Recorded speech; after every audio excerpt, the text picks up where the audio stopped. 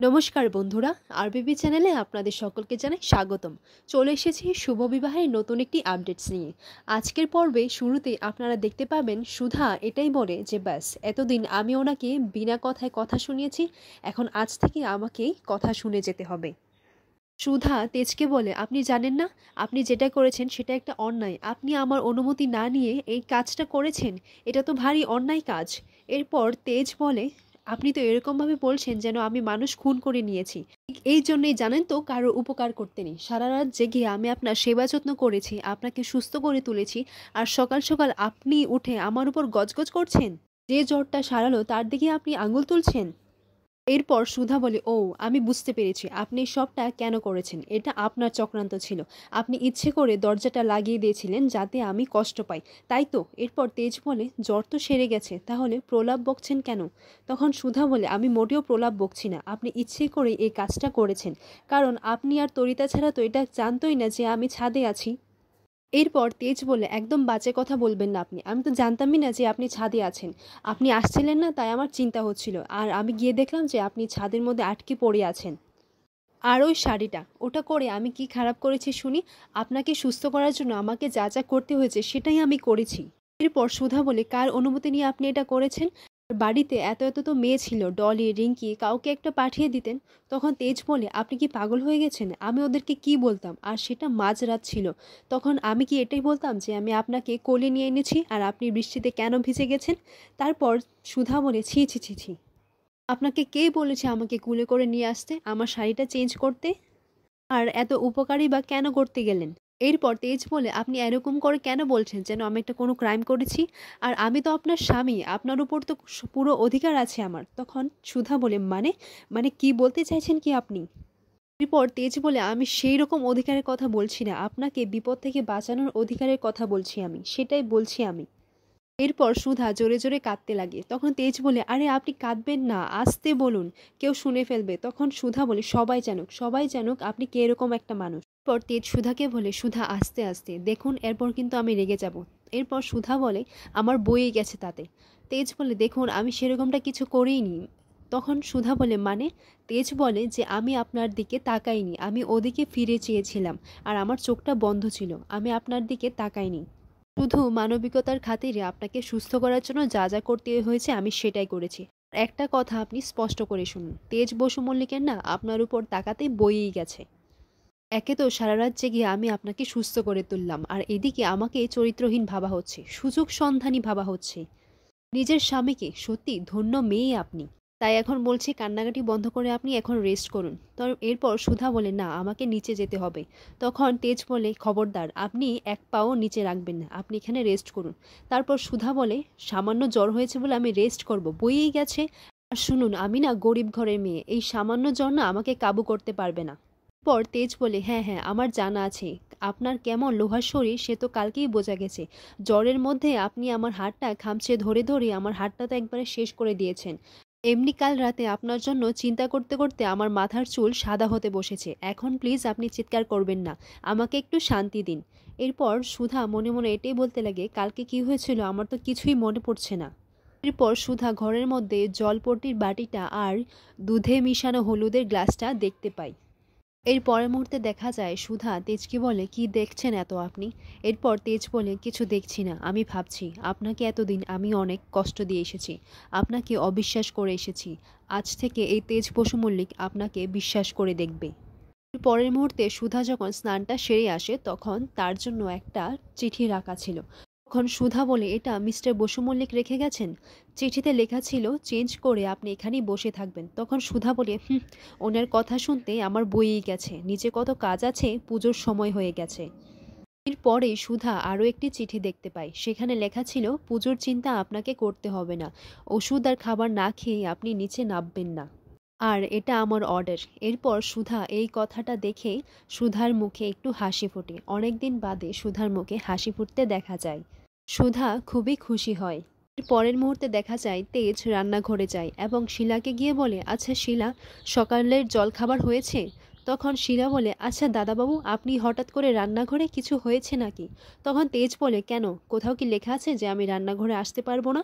তখন শিলা বলে, না তা নয় দাদাবাবু, কিন্তু সকালে জলখাবার তো বৌদিমণি বানায়, আর গজাননের পুজো হওয়ার আগে তো কেউ কিছু মুখে দেয় না। এরপর তেজ এটাই ভাবতে লাগে, যদি সুধাকে কিছু না খাইয়ে নিচে নামিয়ে দিই তাহলে ওর মাথাটা ঘুরে যেতে পারে। এরপর শিলাকে বলে, আচ্ছা তুমি যাও, চাগুলো সবাইকে দিয়ে দাও আর আমারটা এখানেই রেখে দাও। দিকে দেখা যায় সমুদ্র, রিঙ্কি আর ডলি চুপি চুপি সবটাই দেখছিল।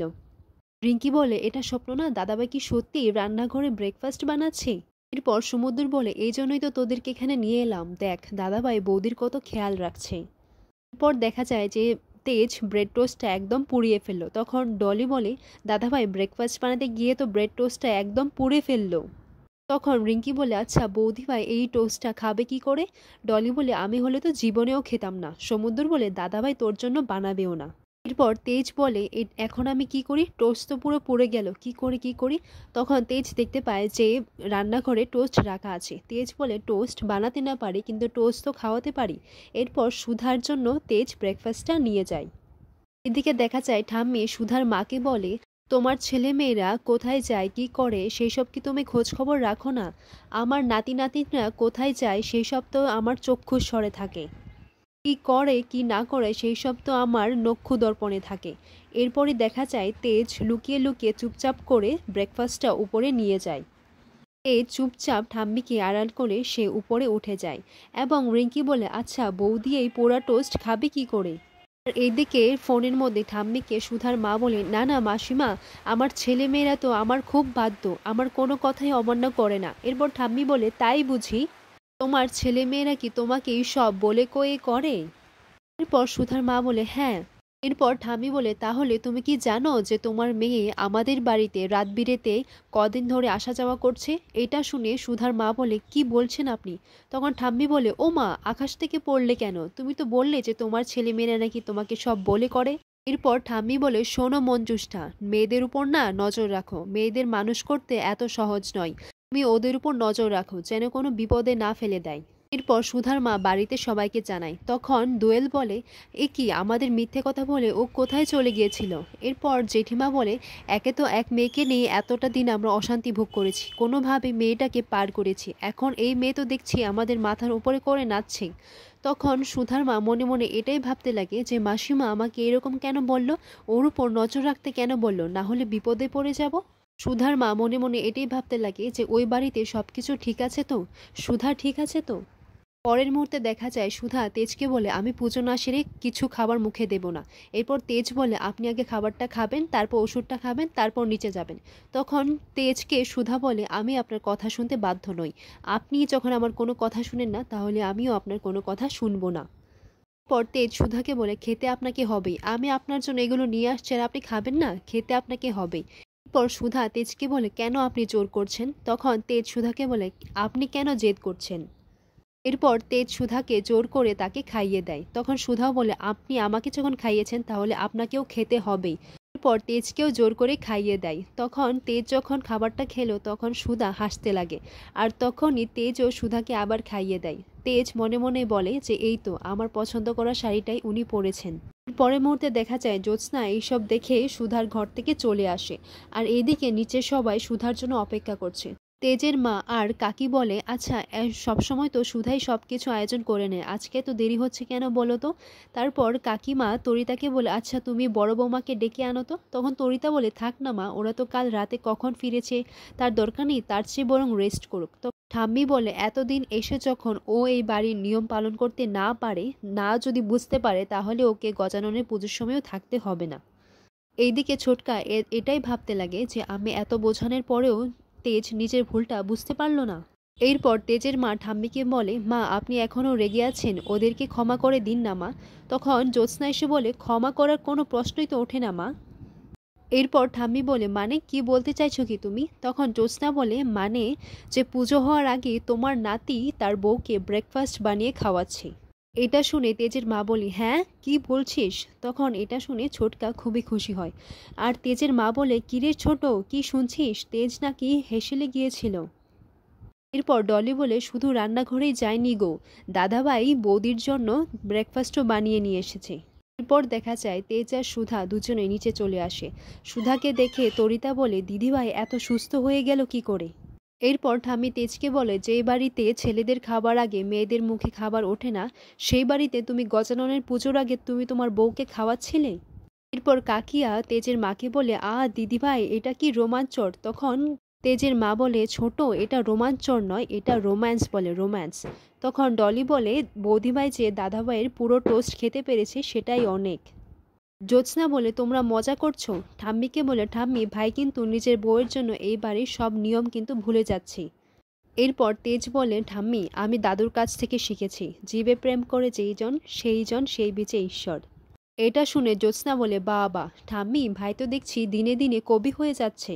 দিনে দিনে যে আর কত কিছু পরিবর্তন হবে সেটা দেখো। এর আগে তো ভাইকে এই বাড়ির কোনো নিয়ম আমি ভাঙতে দেখিনি। যবে থেকে এই বাড়িতে সুধা বিয়ে করে এসেছে তবে থেকে এইসব শুরু হচ্ছে। তোমারই ভুল হয়েছে ঠাম্মি এই পাত্রী পছন্দ করতে। আমি আগেই বুঝে গিয়েছিলাম যে সুধা এই বাড়ির জন্য ঠিক হবে না। এখন দেখতে পাচ্ছ তো সুধা ভাইয়ের মাথাটা কিভাবে খেয়েছে। এরপর জ্যোৎস্না মনে মনে বলতে লাগে যে ঠাম্মি এইবার তোমাকে বুঝতে হবে যে সবসময় তুমি ঠিক হতে পারো না, তোমার সিদ্ধান্তই ভুল। পরের মুহূর্তে দেখা যায় তেজের বাবা উপর থেকে চলে আসে এবং তেজের বাবা বলে, এই বাড়িতে সত্যি সত্যি লক্ষ্মীমা এসেছে গো। কিরে শিলা, সবাইকে বল ঘটনাটা।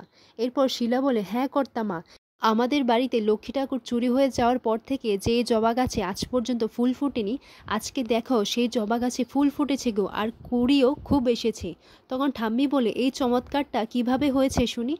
তখন তেজ বলে, আমি বলছি, ছাদের বাগানের গাছগুলো পুরোপুরি নষ্ট হয়ে গিয়েছিল, আর সুধা আমাকে কথা দিয়েছিল যে উনি সবটা একাই জোড়া লাগাবেন, আর উনি সেটাই করেছেন। উনি সুন্দর করে পুরো বাগানটাকে সাজিয়ে তুলেছেন, আর কালকে সুধাকে কেউ বাইরে থেকে সেই ছাদে আটকে দিয়েছিল। এরপর তেজ সকলের সামনে কালকে রাতের ঘটনাটা বিস্তারিতভাবে জানায়। তেজ এটা বলে যে যেই এই দরজাটা লাগিয়েছিল সে ইচ্ছে করেই চাইতো যে সুধার ক্ষতি হোক, সুধা কষ্ট পাক, তাই না তরিতা? তখন ঠাম্মি মনে মনে এটাই বলতে লাগে যে আমার দাদুভাই তো আগে এরকম ছিল না, সে ইচ্ছে করে এই বাড়ির নিয়মগুলো ভাঙছে। সবটা শোনার পর সবাই অবাক হয়ে থাকে, আর এটা শুনে সুধা মনে মনে এটাই বলতে লাগে, তার মানে কাল রাতে তরিতা ইচ্ছে করে দরজাটা লাগিয়ে দিয়েছিল। আর পর্বটি এখানেই শেষ হয়ে যায়।